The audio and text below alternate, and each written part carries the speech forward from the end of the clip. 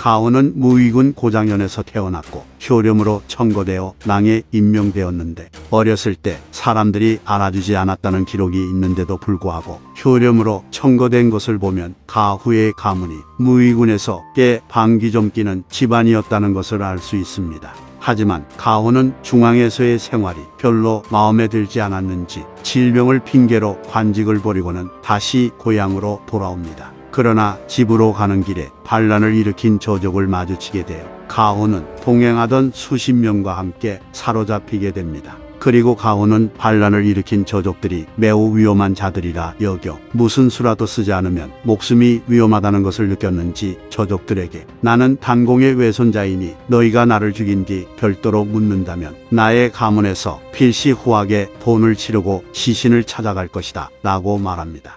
가후가 이렇게 말한 이유는 당시 태위가 당경이었고 그는 오래전 변방의 장수로서 서쪽 땅에서 위세를 떨친 적이 있었기 때문에 스스로 당경의 외손자인 척을 해서 저족들이 자신을 함부로 대할 수 없게 만들려 했던 것입니다. 가후의 예상대로 저족들은 감히 가후를 죽일 수 없었고 할 수 없이 풀어주었으나 그 외의 사람들은 모두 죽임을 당했으니 가후의 판단력과 결단력이 조금이라도 부족했더라면 그는 이때 목숨을 잃었을 것입니다. 가후전을 보면 가후는 실제로 당경의 외손자가 아니었으나 임기응변으로 일을 이루었으니 가후가 행하는 모든 일들이 이러한 부류였다고 기록되어 있습니다. 가훈은 동탁과 같은 양주 출신이었기에 동탁이 권력을 쥐게 되면서 그 또한 관직에 올라 여러 차례 승진을 했고 동탁의 사위인 우모의 군대에 속한 것을 보면 동탁군 내에서 꽤 중용받은 것으로 보입니다. 하지만 모두가 알다시피 동탁은 결국 왕윤과 여포에게 암살당했고 우모 또한 죽어버렸기에 남은 동탁의 잔당들인 이가, 곽사, 장제 등은 자신들의 군대를 해산하고 고향으로 도망쳐 목숨을 보존하려 했습니다. 이에 가훈은 그들에게 특권대 장안 내에서 양주 사람들을 모두 죽이기로 의논했다고 하는데 제군들이 군사를 벌이고 혼자서 도망친다면 즉시 한 명의 정장이라도 능히 그대들을 결박할 수 있을 것이요 라고 조언합니다. 그래서 이가, 곽사 등은 가후의 계책에 힘입어 서쪽으로 가며 잔당들을 흡수해 10만 명에 이르는 병사를 모았고 결국 여포를 격파하고 장안성을 함락시켰기에 동탁의 잔당들이 다시 권력을 쥐게 됩니다. 따라서 만약 가후가 저때 계책을 내지 않았더라면 동탁의 잔당들은 자연스럽게 해산했을 것이고 왕윤의 주도하에 한나라가 다시 정상화되었을 가능성이 조금이나마 있었을 테니 혹자는 이를 두고 가후를 맹비난하기도 합니다. 실제로 이후 이각과 곽사의 만행으로 인해 장안 일대는 초토화되어 사람이 살 수 없는 곳이 되었으니 가후가 스스로 살기 위해 계책을 낸 것이긴 하나 이것 또한 가후의 죄업이라고 볼 수 있겠습니다.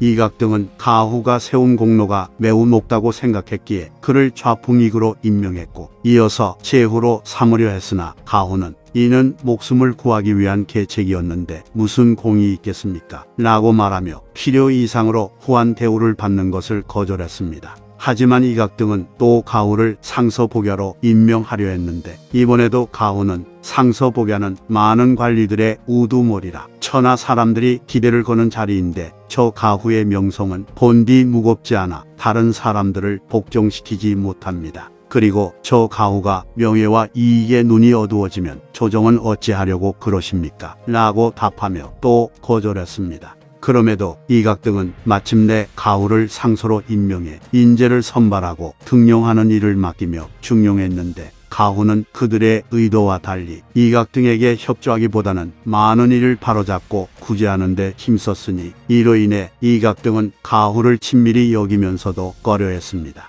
따라서 가후는 살기 위해 이각 등에게 협조하긴 했으나 그들이 선을 넘는 만행을 저지르자 거리를 두며 차별점을 보여주려 했던 것 같고 자신에게 도움을 받은 이각 등이 주는 과도한 관직과 포상을 거절하여 그들이 계속해서 자신에게 빚을 진 상태로 남게 만들려 했던 것으로 추정됩니다. 물론 가후는 이각 등과 같은 배를 탄 입장이었기에 도겸이 주준을 앞세워 이각 등을 토벌하려 하자 가후는 주준을 조정으로 불러들이는 계책을 썼어 도겸의 전략을 무마시키는 모습을 보여주었고 헌재기에 따르면 이각이 곽사, 번조와 반목하며 여러 차례 싸우려 하자 가후는 그때마다 꾸짖으며 화해하도록 했기에 그들은 가후의 말을 잘 받아들였다고 합니다.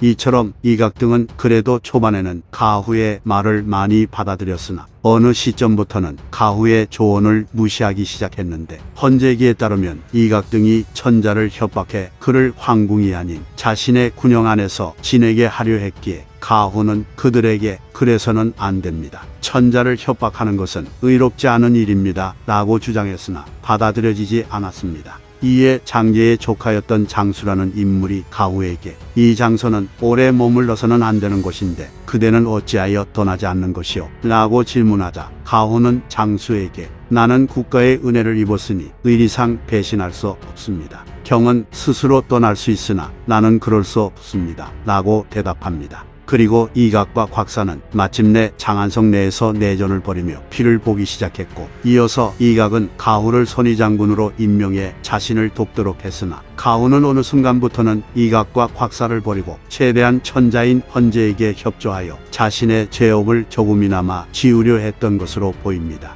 헌재기에 따르면 이각이 강족 등의 이민족 수천 명을 장안으로 불러들인 뒤 황제가 사용하던 물건과 여러 색깔의 비단을 하사했고 이어서 궁인의 부녀자들과 혼인하게 해줄 테니 곽사를 공격하라고 지시했습니다. 그래서 강족 등의 이민족들이 여러 차례 와서 문을 엿보고 살피며 천자께서는 안에 계시오. 이 장군이 우리에게 궁인의 미녀들과 혼인하도록 해주었는데 지금 모두 어디에 있습니까? 라고 외쳤다니 이민족들이 황제에게 미녀를 내놓으라고 하는 개판도 이런 개판이 없는 상태였습니다. 상황이 이렇게 되자 헌재는 매우 걱정하며 가후에게 방책을 세우도록 했기에 가후는 곧바로 몰래 강족 등 이민족의 총수들을 불러 음식을 먹이고 술을 마시게 한 뒤 자기를 내리고 귀중한 보물을 주며 모두 달래서 돌려보냈으므로 이때부터 이각의 세력이 쇠약해지게 되었다고 합니다. 이후 헌재는 이각과 곽사의 만행을 더 이상 버티지 못하고 이각이 내전을 벌이느라 정신이 없는 틈을 타 장안을 나오게 되었는데 헌재기에 따르면 헌재가 이윽고 동쪽으로 가자 이각이 다시 추격해왔고 이로 인해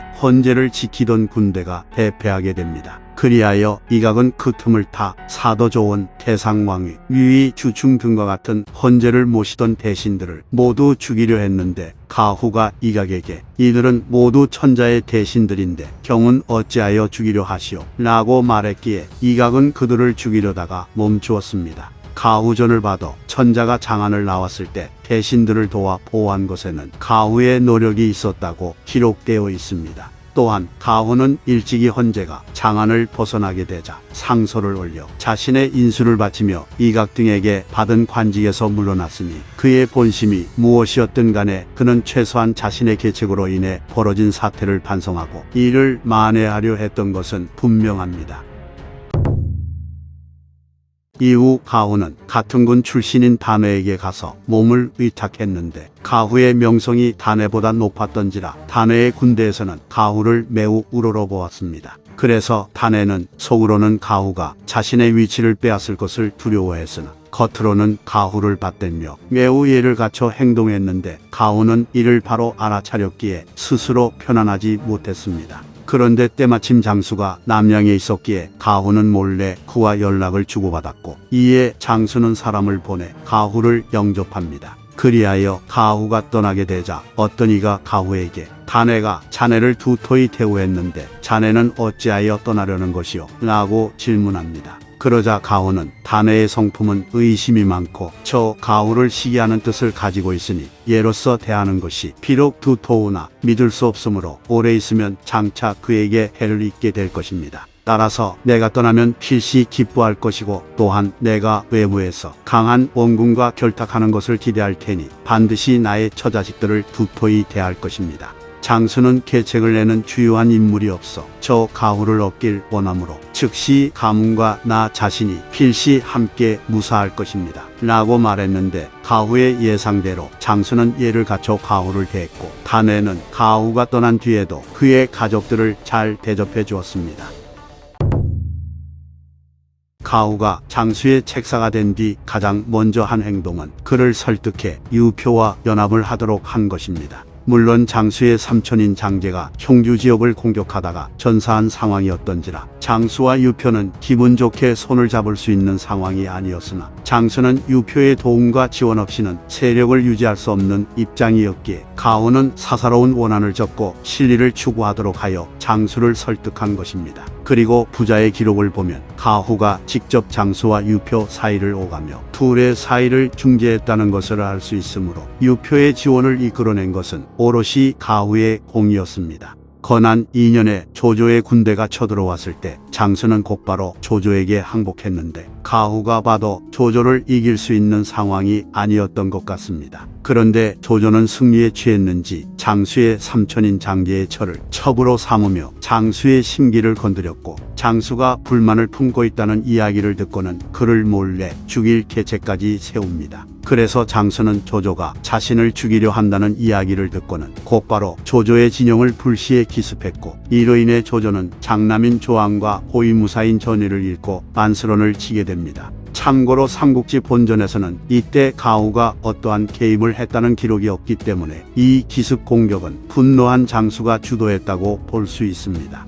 다만 오서의 기록을 보면 가후가 개입했다는 기록이 나오는데 다음과 같습니다. 오서에 따르면 장수는 조조에게 항복한 뒤 가후의 계책을 써서 자신의 군대를 이동시켜 높은 길로 나아가길 청했는데 그 길은 하필 조조가 주둔하고 있는 진영의 가운데를 지나갔습니다. 또한 장수는 조조에게 수레가 작고 무거움으로 병사들로 하여금 각자 갑옷을 입도록 해주시길 청합니다. 라고 말했고 조조는 장수를 믿었기에 그의 청을 들어주었습니다. 그러자 장수는 곧바로 군대를 배치한 뒤 조조가 주둔하고 있는 진영을 기습했고 대비하고 있지 않던 조조는 대패했다고 합니다. 그러나 앞서 나왔듯이 조조는 장수를 죽일 계획을 세우고 있었는데 누가 봐도 자신의 진영을 기습하려는 것처럼 보이는 장수의 청을 조조가 미쳤다고 들어줬겠습니까? 게다가 오서는 오나라 사람인 위소가 주도하여 만든 사서라 위나라 사람인 오한이 만든 위략에서 타국인 총나라 인물들의 내용을 이상하게 기록한 것과 비슷한 상황이라 생각합니다. 따라서 오서의 내용은 삼국지 본전의 내용과 배치되므로 가후는 조항의 죽음과 관련해서 별다른 책임이 없다고 볼 수 있을 것 같습니다.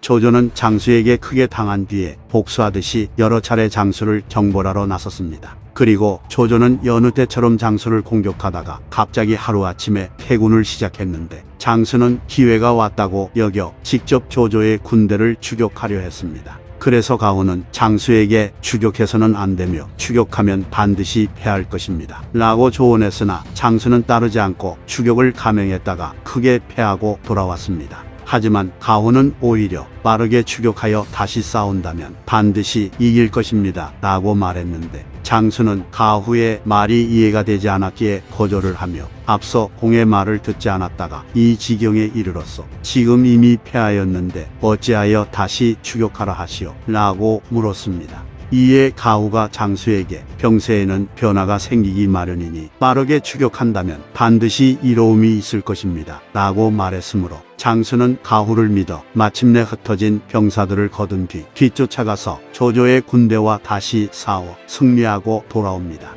장수는 복귀한 뒤 가후에게 저 장수가 정예병으로 퇴각하는 군대를 추격하려 하자 공은 반드시 패할 거라고 말했고 이후 패배하여 물러난 병사들로 승리한 적군을 공격하게 되었을 때는 반드시 이길 거라고 말했소. 그리고 놀랍게도 결국 모든 것이 공의 말처럼 되었는데 어찌 반대로 말했음에도 모두 들어맞은 것이요? 라고 질문했습니다.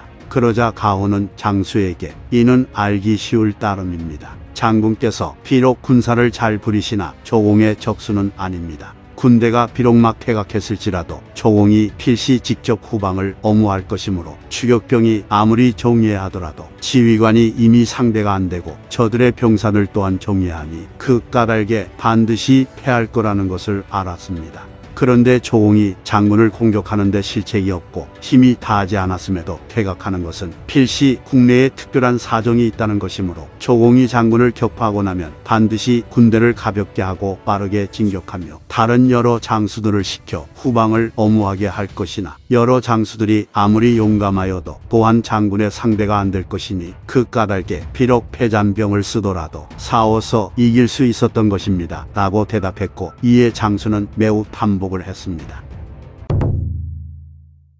조조와 원소는 전쟁을 앞두고 여러 세력을 자신의 편으로 만들기 위해 노력했는데 때마침 원소가 장수에게도 사신을 보내왔고 가후에게는 편지를 써서 동맹을 제안했습니다. 그래서 장수는 당연히 더 강대한 세력을 지닌 원소의 편을 들려고 했는데 갑자기 가후가 급발진하며 원소의 사신에게 돌아가서 원본초에게 알리시오. 자기 형제도 포용하지 못하면서 천하의 국사들을 포용할 수 있겠소? 라고 말했기에 장수는 놀라고 두려워하며 어찌하여 이를 이 지경에 이르도록 만든 것이오? 라고 외쳤습니다. 상황이 종료된 뒤 장수는 남몰래 가후에게 이렇게 되었는데 응당 누구에게 기부해야 하오? 라고 물어보았고, 이에 가후는 조공을 따르는 것이 낫습니다 라고 대답합니다. 이에 장수가 다시 가후에게 원소는 강하고 조조는 약하며 우리는 또한 조조와 원수인 상황인데 어째서 따라야 하는 것이오? 라고 재차 질문하자 가후는 장수에게 이것이 바로 응당 따라야 하는 이유입니다.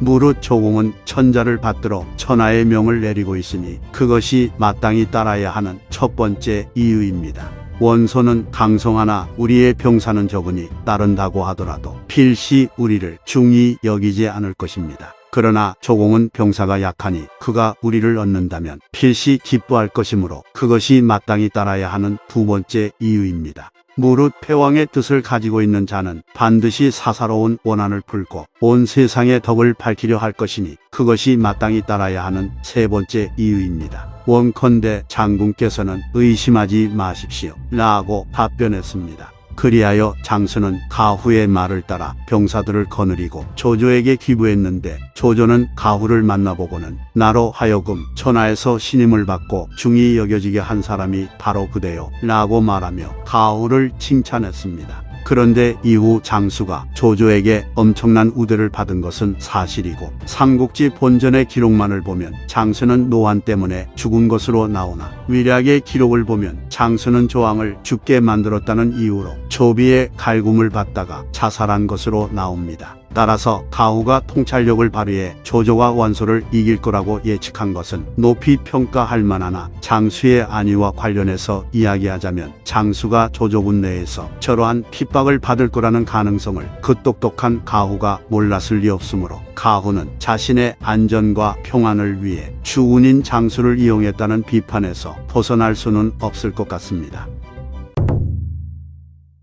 조조는 관도에서 원소의 봉군에게 밀리고 있었고 식량까지 다 바닥났기에 가후에게 빠져나올 수 있는 계책에 대해 물었습니다. 그래서 가후는 조조에게 공께서는 명철함에서도 원소를 이기고 용맹함에서도 원소를 이기고 용인술에서도 원소를 이기고 시기에 따라 적절한 결단을 내림에 있어서도 원소를 이기는데 이러한 네 가지 이점이 있어도 반년이 지나도록 평정하지 못한 것은 단지 만전을 기하려 했기 때문입니다. 그러니 반드시 그러한 기회를 잡아 결단을 내리신다면 잠깐 사이에도 평정할 수 있을 것입니다 라고 조언을 했습니다.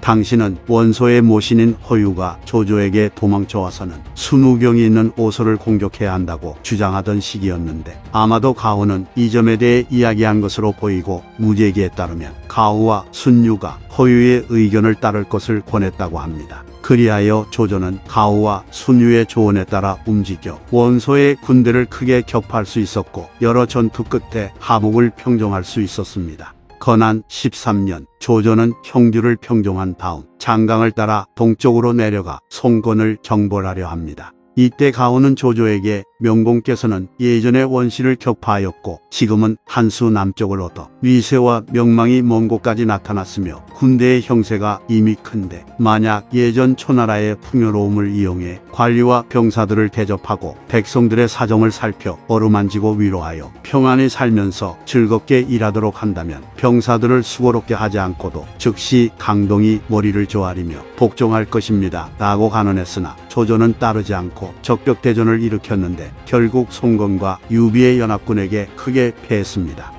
건한 16년 조조는 한수, 마초의 연합군과 위수 남쪽에서 맞붙어 싸웠는데 마초 등은 화친을 이유로 영토 할양을 요구했고 아울러 인질까지 요구했습니다. 이에 조조는 거짓으로 한수와 마초의 제안을 받아들인 다음 그들을 이간질하는 계책을 써서 승리를 거두었는데 이 모든 계책은 본디 가후가 세운 것이었습니다. 조조가 조비를 오관 중랑장으로 임명했으나 조조의 또 다른 아들인 조식이 뛰어난 문학적 재능과 명망으로 점차 기세가 올라왔기에 조비와 조식을 각각 따르는 자들이 당파를 만들기 시작했고 이로 인해 조조의 후계자 자리를 빼앗으려는 의논까지 생겨났습니다. 그래서 조비는 자신의 자리가 위험해지자 곧바로 사람을 시켜 가후에게 자신의 자리를 굳힐 방법을 물어보았고 이에 가후는 조비에게 원컨대 장군께서는 도덕과 법칙을 널리 떨쳐 크게 빛내시고 몸소 소박한 선비의 삶을 옥으로 삼으시며 아침 저녁으로 꾸준하고 부지런히 힘써 자식된 도리를 어기지 마십시오. 이와 같으면 될 뿐입니다 라고 조언했는데 이는 특별한 계책을 제시한 것이 아니라 기본만 하면 모든 일이 순리대로 될 거라는 말이었습니다. 이후 조비는 가후의 말을 따라 스스로 깊이 품성을 갈고 닦았기에 중립 성향이었던 최영과 모계 같은 여러 중신들이 조비의 손을 들어주게 됩니다.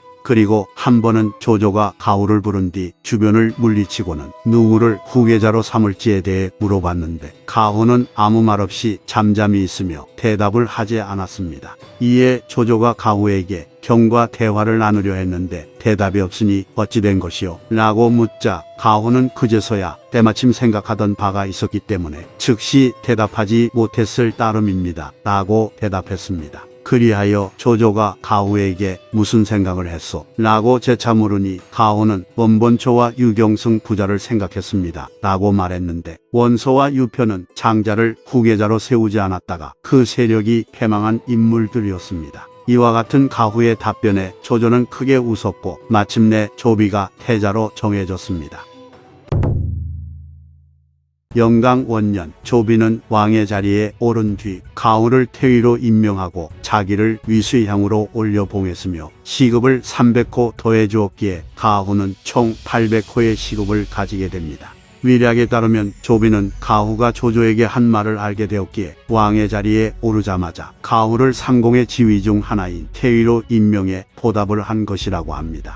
이후 조비는 가후에게 내가 명을 따르지 않는 자들을 정벌해 천하를 통일하고자 하는데 오나라와 총나라 중에서 어디를 먼저 정벌해야 하오? 라고 질문했습니다. 그래서 가후는 조비에게 공격하여 취하려는 자는 병권을 우선시하고 근본을 일으키려는 자는 덕행으로 교화하는 것을 중시합니다. 폐하께서는 운명에 순응하여 황제의 자리를 물려받으시어 온 나라의 영토를 군림하고 백성들을 어루만지게 되셨으니 만약 문인으로서의 위엄과 동망으로 세상을 편안케 하시고 그러한 변화를 기다리신다면 평정하는 것은 어렵지 않을 것입니다.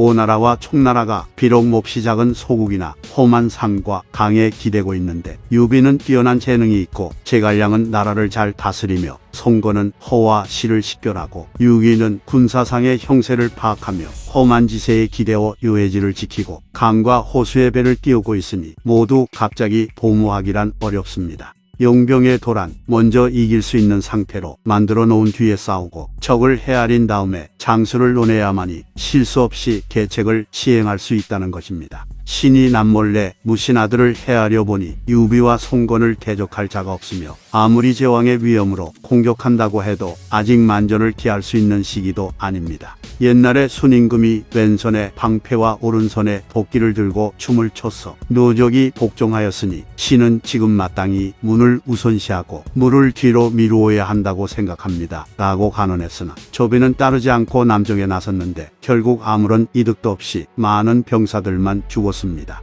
황초 4년 6월 가후는 77살의 나이에 죽었고 숙후라는 시호를 받았습니다.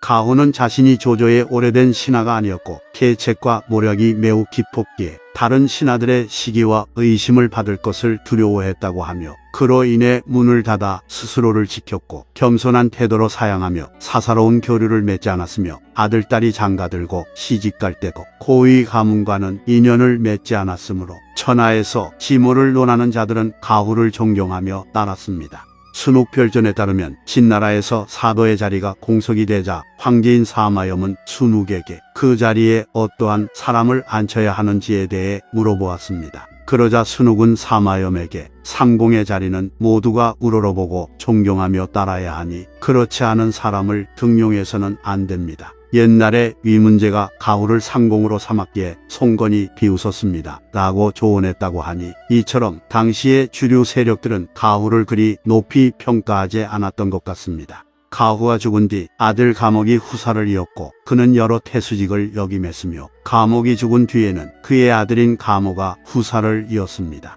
위진세호에 따르면 가모는 진나라 해제시대의 상기상시 호군 장군에 임명되었고 가모의 아들인 가연, 가감, 사촌 동생인 가필도 호관대작에 이르렀으며 모두 진나라에서 명성이 있었다고 합니다. 따라서 가후의 후손들은 그의 가르침을 제대로 이어받아 위진 시대에 있었던 수많은 정치적 풍파를 피해서 살아남았던 것으로 보입니다. 이상 삼국지 인물열전 가후편 마치겠습니다. 재미있게 보셨다면 좋아요와 구독, 알림 설정 부탁드립니다. 감사합니다.